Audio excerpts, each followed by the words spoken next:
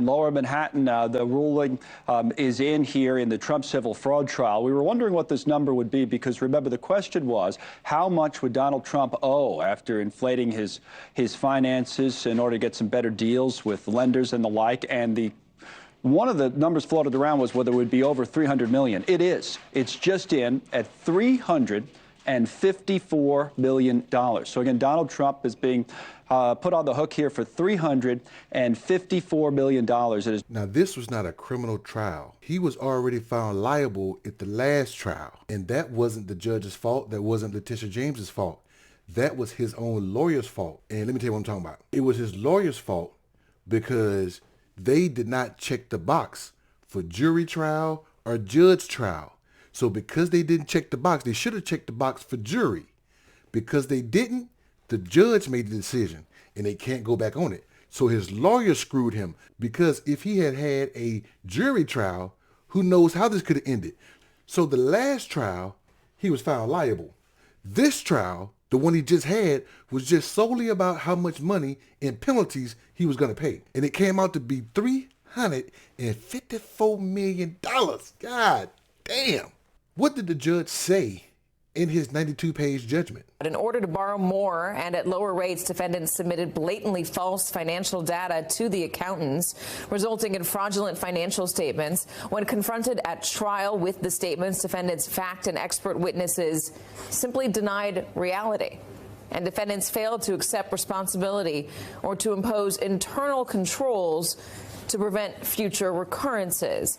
As detailed herein, this court now finds defendants liable, continues the appointment of an independent monitor, orders the installation of an independent director of compliance, and limits defendants' right to conduct business in New York for a few years. Basically, what the judge is saying is, when he was confronted with the evidence in this trial, based on the guilty ruling of the last trial, he came in and said, "Wasn't me." And all of his people said, "Wasn't me." And they kept going as if they did nothing wrong.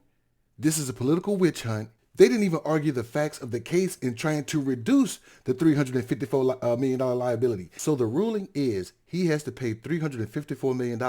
Trust and believe Trump is going to appeal this decision.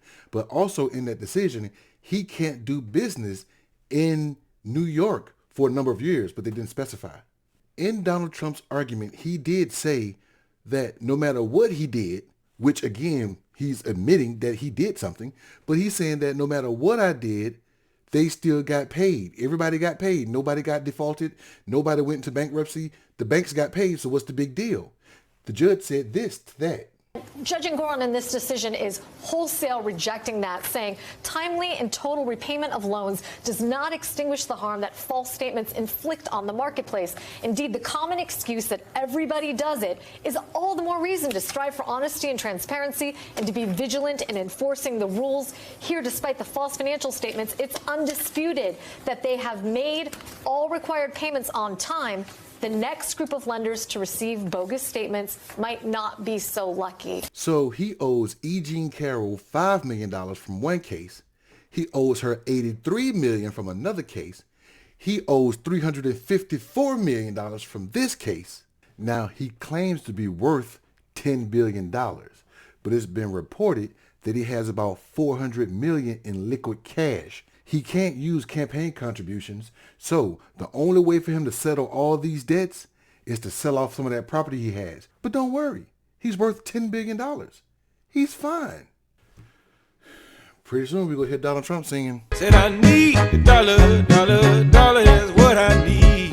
Hey, hey. And he's been indicted 4 times with 91 criminal charges against him. What do you think?